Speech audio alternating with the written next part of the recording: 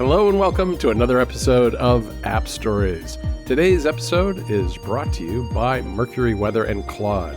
I'm John Voorhees, and with me is Federico Viticci. Hey, Federico. Hello, John. How are you? I'm doing really well. We've got a fun topic today. We really do, I think, because, we've talked in the past quite a bit about LLMs in general and kind of the big players, Claude, Anthropic and Claude, which happens to be a sponsor this week, and OpenAI's ChatGPT, Codex, all that kind of thing. But today we wanted to talk a little bit more about apps that aggregate various LLMs, whether it's from those big players or, some of the open source things that can be run locally, some of the other specialized models that are out there. And there are a lot of apps out there in this category. It's a very fast-moving category, I think, and one that has already evolved quite a bit and attracted some bigger players. So we thought it would be interesting to talk a little bit about those. And so I guess maybe the first thing to do, Federico, before we actually get into some of the apps that bring together all these different models, we should talk a little bit about what these apps are and sort of the general pros and cons we found from using them ourselves. Yeah, I think it's an interesting market, right? These services that basically they make you pay another subscription to have access to frontier models usually, and maybe some of the open source ones as well. I think lately we've seen a lot of buzz around the new GLM 5.2 model from ZAI out of China, and obviously there's Kimi K26 and K27. All of these aggregators, as we call them, we're referring to the likes of Perplexity maybe, and Notion AI to an extent. Even Raycast is going to be one of the apps that we talk about. The idea is that rather than using those like the official clients and the official chatbots and apps from those companies, you're using a different front end, a different client that aggregates a bunch of these models. And usually they let you pick between these models, right? And so right there, I think the first advantage maybe of this approach is that you usually get like a list of different models that you can try, and they make you choose. They let you choose between different LLMs with different versions of those models, different reasoning levels of those models, and so you get plenty of choice. Usually with, you take a look at Perplexity, for example, you can choose Gemini, you can use GPT 5.5, you can use Opus. And the same is true for Notion AI, for example, which even lets you use some of the Chinese models. And Raycast is following the same approach. And some of these also let you use local on-device models. Most of them don't. There are plenty of these services out there, plenty of apps on the App Store that some of them are quite scammy, to be honest. Like they make you pay an expensive subscription to give you like some credits for GPT 5.5. Yeah, there are a lot of different business models, which I guess we can get to in a second. But you can, I think like Perplexity and Notion AI each have maybe, half a dozen or so different options. Yeah. Whereas things like Raycast, I was looking at their website today, they advertise that they've got over 32 different models, which to me is too many, but we can get to that in due time. That is maybe also the downside of these products, right? That too much choice can be, it's already confusing, right? If you are an average user and you don't know the fine differences between, what's GPT 5.5? I guess it's better than 5.4 because it's a bigger number. But what's the difference between 4.6 Sonnet and 4.8 Opus? And what's Fable 5? Rest in peace, if it ever comes back. Like, it's already quite challenging to keep track of these models on a monthly basis. And when these aggregators present you with a menu with 30 or 15 models, if you're not too tuned into the scene, it can be confusing. However, if you're a power user of these tools, it's pretty great because like you just pay what's the reason why these companies and these aggregators keep popping up? Because for most people, it's a pretty good deal. Like instead of signing up for ChatGPT and for Claude and for Gemini, you just sign up for the one aggregator and you can use all of those models. The difference, from my perspective, and maybe the biggest downside of these aggregators, is when you're using these models through the aggregator, you're not using the official harness or the official ecosystem of tools that are available for those models. When you use GPT 5.5 through Raycast, you are going through the Raycast system prompt. You are going through the Raycast harness. You're not going through OpenAI, which also means when you're using GPT 5.5 in Raycast or Perplexity, you don't have access to the, advanced voice mode of ChatGPT. So it's not just the model, and I think this is arguably the most important factor to consider here. It's not just the model that you're using, it's the surrounding corollary of tools and integrations and features and design that is completely locked into the individual experiences, right? Right. And I think that's a really important thing to keep in mind, because over time, one of the things, I think there have been a lot of predictions at times that models would become a commodity and that one would be as good as another. And while that may be true to a degree with the underlying model, if it's a frontier model, it's not true necessarily when it comes to all the other pieces of the puzzle that are integrated into tools like Claude Code, GPT 5.5 and Codex and all of those things. And so if you're using a tool through one of these other services, you're not going to have the same access to those tools that you might want. Now, I think that as a result, it helps to know what kind of user you are before going into these tools, because I think that these tools that aggregate lots of different models are good for lighter use and more of a chatbot type of experience more than anything else. That's not to say that they don't integrate with your system to a degree. Some of them, like we'll mention Alter, works with a lot of the Mac apps themselves and uses some of the same accessibility tricks that like Codex uses in order to use things like calendar or reminders or something like that.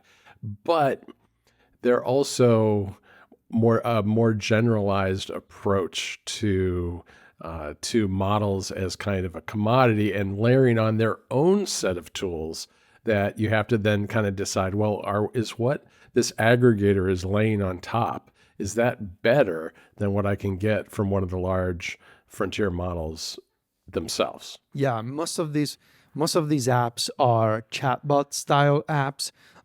Perplexity is maybe the only one that is also considering the desktop agent trend with their personal computer that we're going to talk about. Right, and Notion too, to a degree, with its workers and things. Notion, but that's very locked into the Notion ecosystem, right? True. I mean, it's not a desktop agent. I guess what I'm trying to say is that we haven't seen yet from the aggregators, with the exception of Perplexity, the equivalent of something like the Codex app, but for productivity, that lets you jump between models.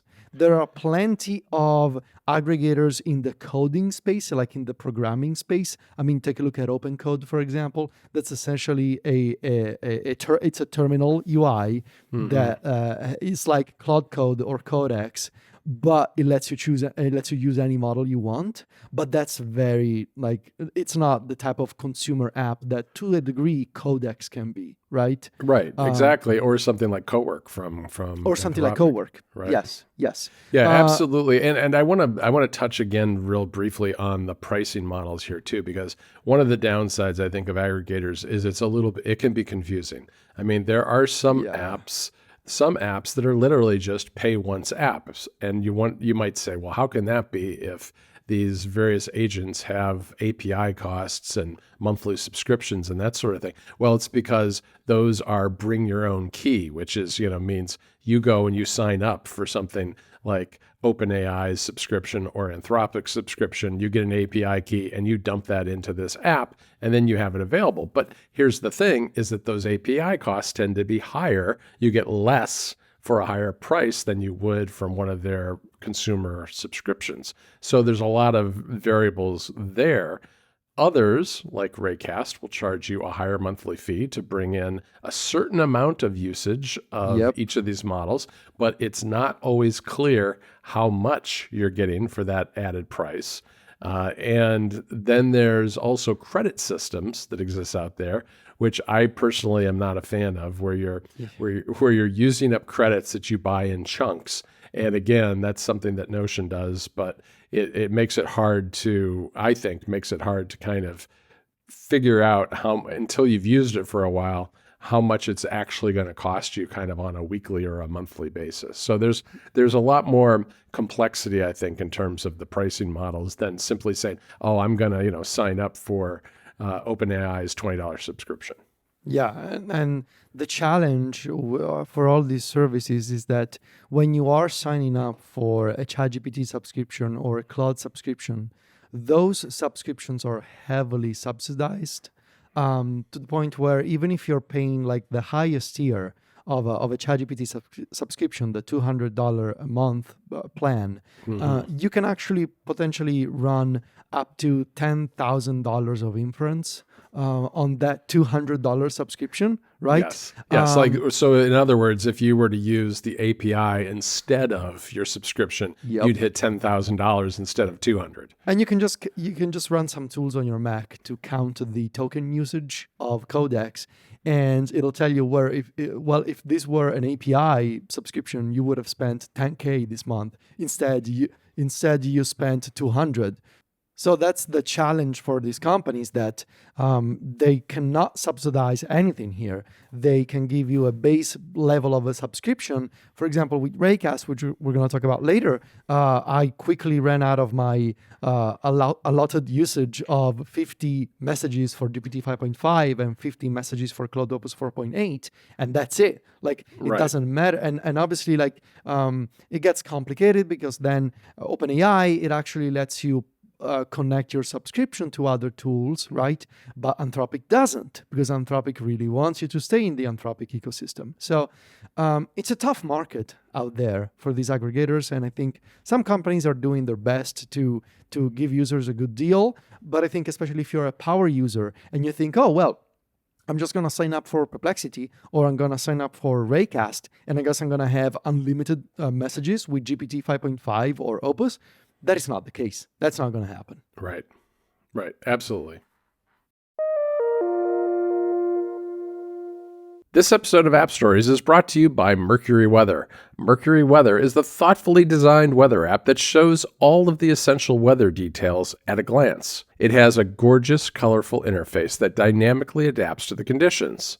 With a warm orange palette on a sunny day, icy tones on a cold day, and deep blue for a rainy night, Mercury uses a glanceable chart layout to present the hourly and daily forecast in a way that feels intuitive right away. A really cool feature for when you're traveling is Mercury's Trip Forecast. It's a feature that automatically shows the weather at your destination right in your daily forecast timeline.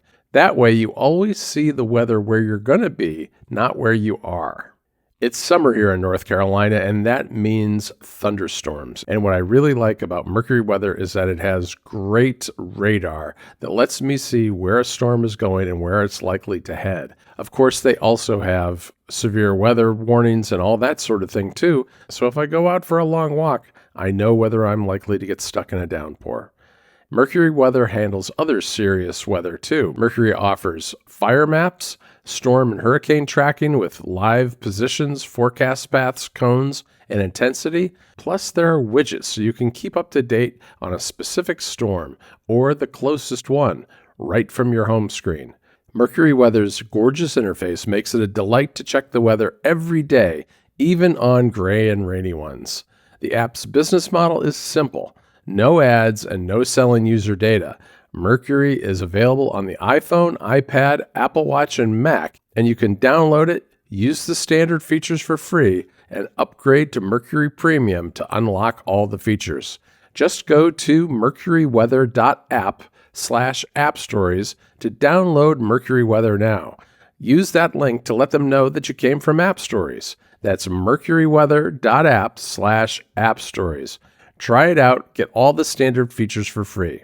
Our thanks to Mercury Weather for their support of the show. All right, Federico, let's get into talking about some of these apps because there are a lot of them out there, And I think one of the ones that we want to talk about is Raycast, because I know that you've been diving back in again. And I think Raycast is one of the most interesting because, it started off its life as a very developer-oriented launcher app for launching both applications on your Mac as well as just doing various, launching scripts and doing other things with APIs. And they added on an AI layer, a couple of different options, I think, in their pricing schema that you can sign up for, and each gives you a slightly different amount of tokens in various models and different things that you can do with them. How has been using Raycast so far? So I've been checking out Raycast again on iOS to prepare for this episode. And what's especially interesting is that a few days ago on iOS, they added support for system integrations as well as MCP directly on iOS, which means Raycast on iOS is now one of the few experiences that lets you use system integrations for Apple Reminders and Apple Calendar and Health. In addition to connecting any custom MCP you want. I mean, you can literally count these tools that have mobile access on one hand. I think it's Raycast, Claude, Notion, and Perplexity, and that's probably it of the big players. Yeah, those are the ones that I know of, yeah.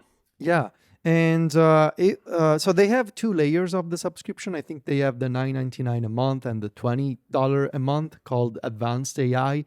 And Advanced AI is the one that lets you use GPT 5.5, Opus 4.8, like those big, heavy frontier models. Yeah. Although, as I mentioned, you will run into limits quickly. I think it's 50 messages every 7 days for those models. So in just a couple of days, I've already run out of GPT 5.5 Of course you have. and 4.8 messages. However, it's a really nice experience. I think they've done a really nice job. They have a settings page where you can go in and you can see all supported models organized by company, by provider. So you will see all these models for Google, for OpenAI, for Anthropic, and so forth. They support some of the Chinese models as well, including GLM 5.2 and Kimi K26 and Kimi Code 2.7. You can go in, you can choose which ones you want to see in the model selector. So if you're not interested in the Meta models or in the Gemini models, you can just turn them off in settings. They have a really nice UI for the model picker, and they have a really nice UI for the thinking selector. There's a slider that lets you choose no thinking, low, extra high, all those things. What's especially nice here is that they have a collection of built-in popular MCP servers, but you can just go in and enter any custom MCP URL you want. So, and actually, what's even nicer is that they train, that in their system prompt, I guess, they tell the model how to use Raycast itself. So you can go in, open a new chat and say, hey, can you set up the Notion MCP for me? Paste the URL of the Notion page. And the model running Raycast will bring up a permission prompt saying, I'm going to set up this MCP for you. Just click through the various permission prompts and you're good to go. So you don't have to deal with the settings at all. It's just doing it for you. Exactly. Yeah. You can go in and deal with the settings manually if you want to, but you can just ask any model. And I guess that's part of the system prompt that Raycast gives to the models. Right. There's a settings page where you can approve the classic, like, do you want to always be prompted for tool use? Do you want to always allow? Like that kind of thing. I think it's nice that Raycast, I think it's interesting that Raycast has built this ecosystem of features that are mostly consistent across iOS and macOS, right? You create an account, you sign up for a subscription that syncs across iOS and macOS. Right. You have these chats, you can pin them, you can access them from the home screen with widgets. They integrate with the live activity. So if you store a chat, but it's taking a while, you can close the chat, it goes into the dynamic island and it keeps working. This tool usage on iOS is really nicely done. You can inspect what's going on every time you call an external tool like Notion. And it integrates just like Claude does on iOS with Reminders, Calendar, and Health Kit. So it's a really nice way, especially if you use a small model that is, however, intelligent, like Sonnet, for example. You can say, hey, can you give me an overview of my health stats today? And it's gonna call on HealthKit, and it's going to tell you, well, okay, here's how much you walked today, here's your resting heartbeat, and so forth. Sure. I think Raycast can be a little confusing because of the many models they support. Yeah, to me, I think it's a little too much. Yeah. Is kind of where I'm coming down, because I don't know. I think there's diminishing returns after you get beyond kind of the bigger names that we've already mentioned throughout the episode. Yeah. Yeah, it can be a little too much. Especially, I wish there was, like, I don't know, some kind of like get started bundle, right? That tells you here's the best ones Which is a nice generalized coverage of different topic areas and that kind of thing. Yeah, I think. However, I forgot to mention. I gotta say, you can also plug in your own API key. So if you want to keep using GPT or 5.5 or Opus or any model that, because you ran into limits, you can just put in your API key, and then it's, you're off to the races with your own API billing, with your own API account. Right. Makes sense. And I mean, that's a nice option if you're a heavier user and need that kind of thing. I think too, one of the advantages of these aggregators that we didn't mention that you reminded me of in talking about Raycast is that one advantage is if you have the same set of prompts that you want to run on a lot of different models, this is a way to do it, because these aggregation apps will let you save, prompts and projects and things within them. And then you can just switch the model, switch the thinking, and use the same kind of thing against different models to see, maybe you want to see what the differences are and figure out which is the best for what you're trying to accomplish. Yeah. All right. What do you want to cover next? So let's talk a little bit about Bolt, because I think Bolt AI is a very good example of a native Mac and iOS app. Is the iOS app out yet, Federico, or is that one still in beta? I was in test flight a while back. I think it's been in test flight for a while, but I think if you just email the developer, they're going to send you a test flight link. Yeah, but focusing on the Mac, it's a very native Mac app, and so I think for people who the electron of it all really bothers, for some of these other models that are out there, that this is a nice alternative, because it's a native Mac UI. It's got a left sidebar, a right sidebar. On the left, you've got things like your projects and your prompts and that sort of thing. On the right, you've got all the parameters you can set for each one of them. And in the center is just your chat interface where you do all that kind of thing. Yeah. Yeah, I think the developer has spent a lot of time really fine-tuning the macOS side of things in terms of UI and performance. Yep. And they have this system-wide hotkey for invoking chats from anywhere. I think it's really nicely done. Right, and it works too with things like screenshot and dictation. So there's a lot of different ways to kind of get into the app and get going, no matter where you happen to be in the system. Yeah. Yeah, I'm a fan. I really like this one. It's hard to come by native Mac stuff. Yeah, it really is. And this is a pay once app. This is just, you pay for it, you put in your API tokens, and you're good to go. Yeah. We should probably cover Perplexity next. Yep. This is arguably the most popular aggregator, probably one of the first companies to figure this out. They started as a search engine replacement that used different LLMs along with their own search index to let you chat with web search results. And over time, they have expanded. They have their own models, although they're not particularly good. They have their own search API, and they're still integrating with all of the frontier models, from Google to Anthropic to ChatGPT. They're really fast in adding support for the latest model that just came out. Like usually, whenever OpenAI announces GPT 5.6, you can rest assured that within 12 hours, you will be able to find that in Perplexity. Yeah. They have on desktop, on the web, they have this model council thing where you can ask, this is what you were talking about before, John, you can ask one question and you can compare results across like 3 different LLMs, which is an interesting way to see how different models from different companies deal with the same search results and give you an answer. Right. They have expanded into agent territory with personal computer, which started as a sort of a virtualized sandbox in the cloud. But obviously, and famously, they rolled out personal computer on the Mac, which is their take on OpenClaw, essentially, Yes. that connects to your Perplexity account. You install the Perplexity app on the Mac, and it lives in the menu bar. You grant a bunch of permissions, and then you're able to have an agent on your Mac that has access to Mac apps and the Mac file system.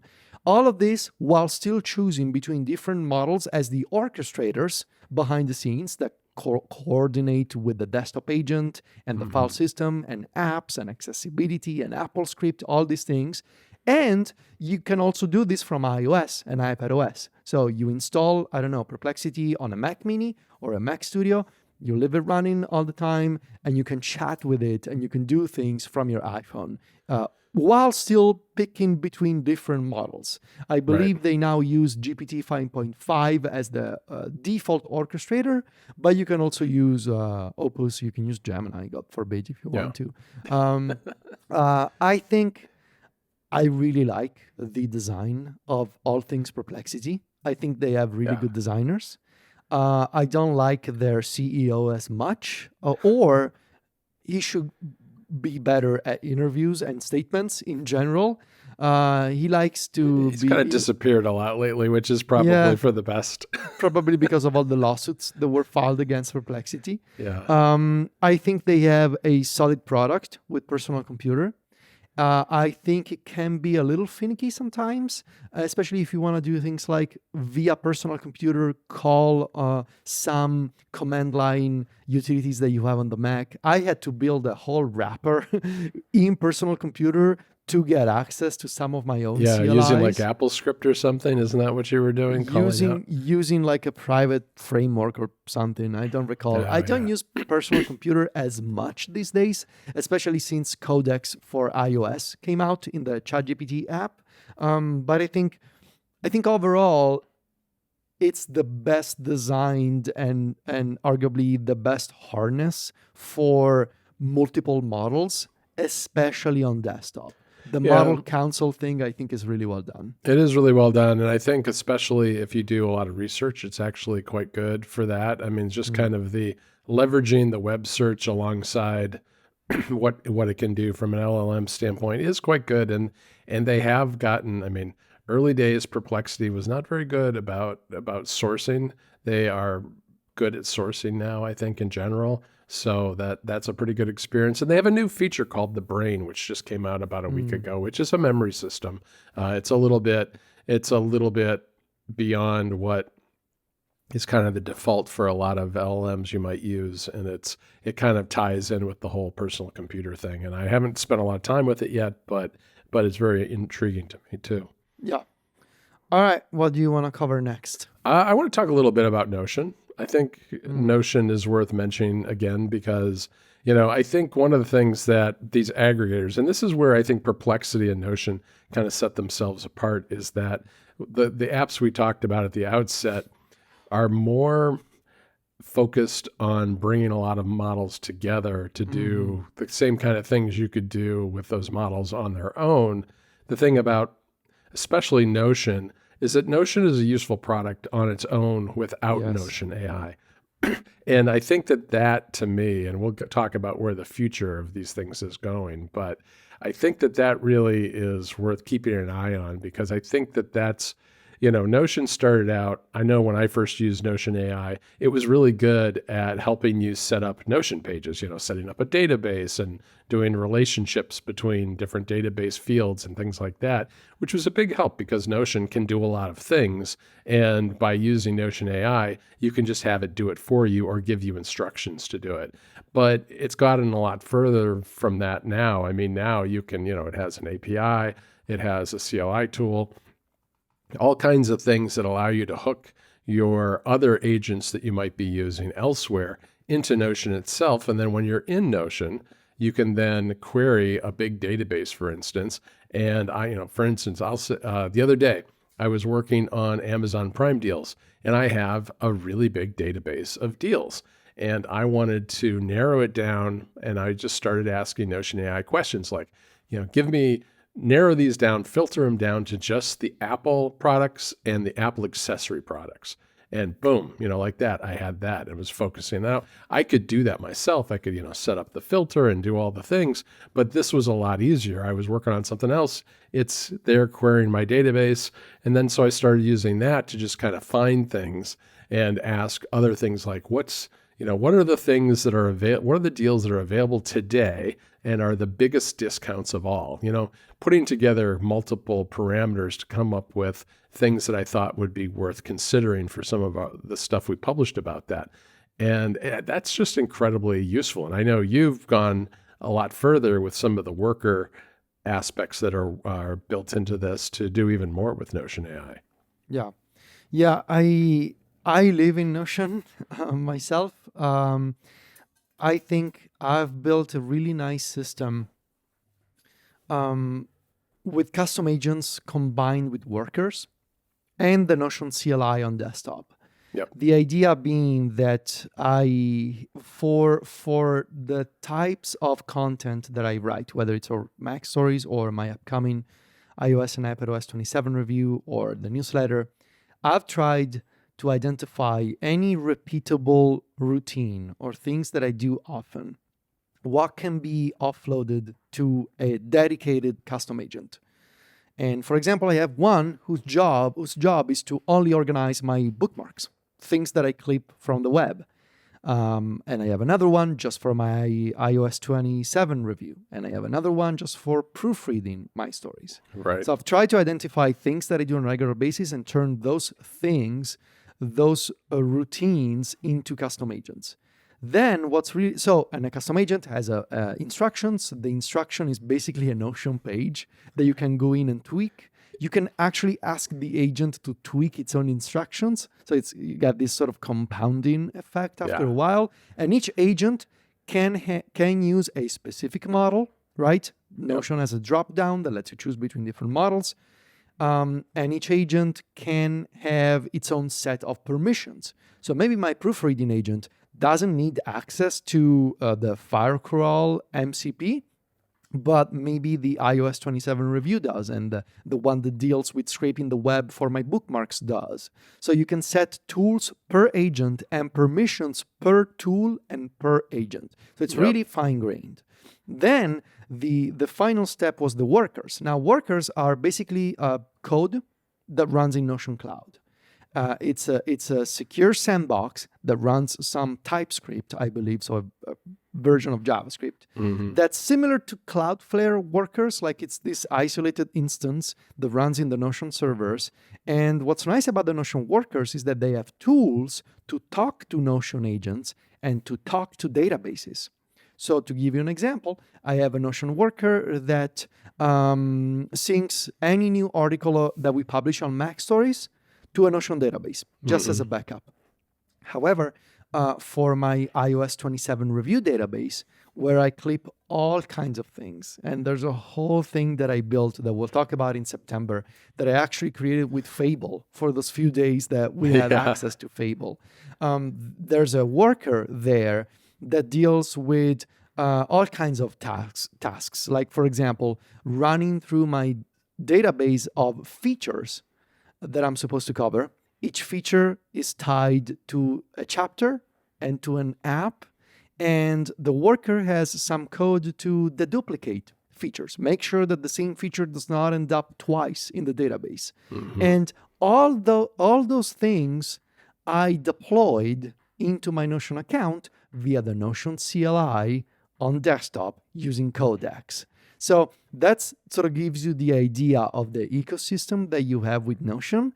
Obviously, it can be expensive, right?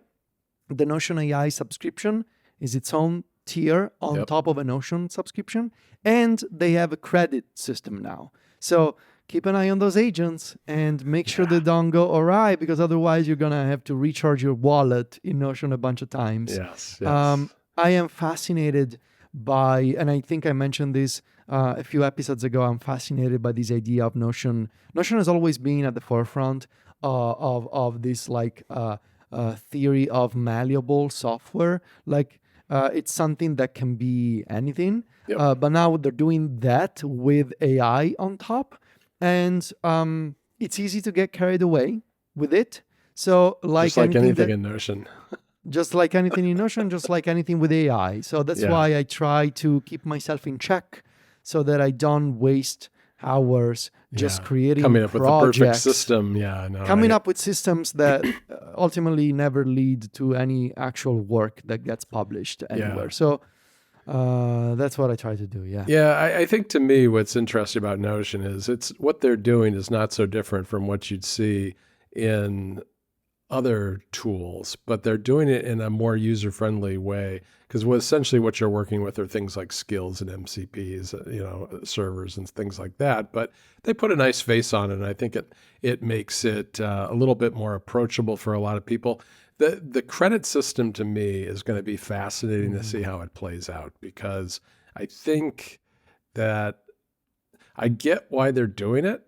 It makes a lot of sense. On the other hand, a lot of what you can do with those workers and what you're doing, you could also do simply by using Codex outright or Claude Code with the Notion CLI tool and have it dump the results into Notion. And so what you're effectively doing is paying for those credits to supplement what you're already paying for an agent like Codex. And that, I think, is a difficult business model potentially for Notion, because it's on top. It's more basically more tokens on top of tokens for a lot of people, which I think is a hard one to swallow for some people. But in any event, it is a very good tool, so I'm pretty happy with it myself. This episode of App Stories is brought to you by Claude from Anthropic. One of the things I've been doing a lot lately in Claude is working in Cowork, and I have a specific project where I have combined SparkMail, Notion, and the Apple Reminders app as a way to get information out of my email and somewhere where I can actually use it. Sometimes that's turning it into a reminder. Sometimes that means taking information out of an email message and putting it in Notion. But with the connectors and Cowork, it's easy to do that and to have a project that's consistent and works the way I want it to day after day. It's a fantastic way to deal with email. Claude is the AI for minds that don't stop good enough. It's the collaborator that actually understands your entire workflow and thinks with you. Whether you're debugging code at midnight or strategizing your next business move, Claude extends your thinking to tackle the problems that matter. If you're a developer spending half your day on tasks that you wish you could just hand off, Claude Code runs in your terminal, reads your code base, and can take things like writing tests, refactoring, or debugging without you hand-holding it all the way through every single step. Claude Code is at the frontier of agentic coding. It's not just another coding assistant. It'll handle project-wide refactors for you while preserving your coding style and showing its work. And of course, you stay fully in control too. I've used Claude Code for a bunch of different projects. One of my favorites is a web app that I use for posting to Mastodon and Blue Sky using their APIs. It's a great way to handle both services at the same time. For problems worth solving, get started with Claude today at claude.ai/appstories. That's claude.ai/appstories, and check out Claude Pro, which includes access to all of the features mentioned on today's episode. That's claude.ai/appstories. Our thanks to Claude for their support of the show.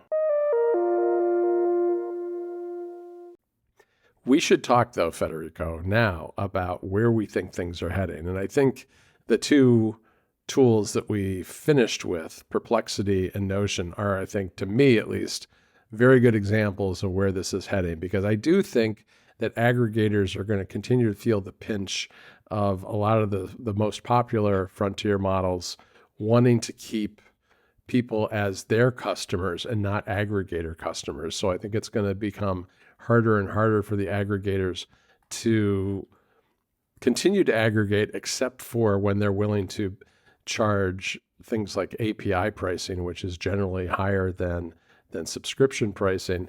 And as a result, I think it's the companies that can offer something beyond just bringing a bunch of models together that are going to succeed. The Notions, which has its own useful tool completely outside of AI, and Perplexity too, which I think has just done a nice job of integrating things in a way that a lot of aggregators haven't. My theory is that Notion will be fine. Perplexity will eventually be acquired. I think so too. I mean, And if you ask me, Tichy, put a bet on it, yeah, I will say Perplexity gets acquired either by Microsoft or Samsung. That would be my bet. I think Notion will be fine. They're probably too big for any company to swallow, except maybe OpenAI. I could really see Notion as especially if OpenAI.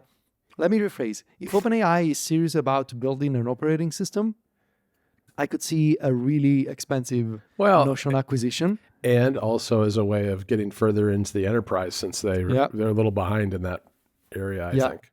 Yeah, but I think you're right. I think these aggregators will continue to feel the pressure of API costs, and it's gonna be especially challenging for these aggregators to match the feature set and the lock-in of the bigger companies. Like the moment that you have a Codex from OpenAI or a Claude from Anthropic, supposedly Anthropic is also working on new agent features with this project Conway that's been seen in recent leaks for a while now. It's going to be hard to justify going from an ecosystem of tools and integrations to something like Perplexity or Raycast that only lets you chat with a chatbot, right? So I don't know. These are interesting products right now. I'm just not sure what the end goal will be. Yeah, I mean, and they're pressured on two sides. They're pressured by the features that you just mentioned, and also by the fact that there are just a lot of aggregator apps out there. There are a ton that we have not even mentioned. Yeah, there's so many. There's I could mention Typing Mind. Yeah, that's the one I was thinking of. It's a web app. Elephantus, that one too. I don't know that one. Oh, there's a few of them in SetApp I know that are. There's a Shira.ai, that's SCIRA, which is like a Perplexity clone. Have you heard of Poe? Poe is a popular one. There's so many. And Alter's another one. Alter on the Mac. There's so many. It would be like a 5-hour episode. But I think the takeaway is true for all of them. Yeah, absolutely. And that's, I mean, I think it's good to remember that things like Codex, things like Cowork, those have only been around for a few months. I mean, those are like since the beginning of the year type products. And those are the kind of things that are going to shift the landscape for the aggregators, because there is absolutely a lock-in once you've got yourself a bunch of projects in one of those tools that hook into your email, maybe hook into your Notion, hook into your calendar, your reminders. That's where I think the lock-in is going to be, and that's being adopted by the frontier model companies in a way that I don't think the aggregators will ever be able to match. Yeah. All right, Federico. Well, we are going to do a little update during the post show for AppStories Plus subscribers, all about kind of where we're at with a lot of these tools and what we're using these days. Because while we've talked about it before, it changes quite a bit. I mean, I think Federico's probably switched teams 4 times in the last. Yes, but I've been stable for a few months now, which is why I want to talk about it. I know. All right. Well, we'll talk about that in the post show. In the meantime, you can find the two of us over at macstories.net, and we're on social media where Federico is at Viticci, that's VITICCI, and I'm at John Voorhees, JOHNVOORHSS. Talk to you next week, Federico. Ciao, John.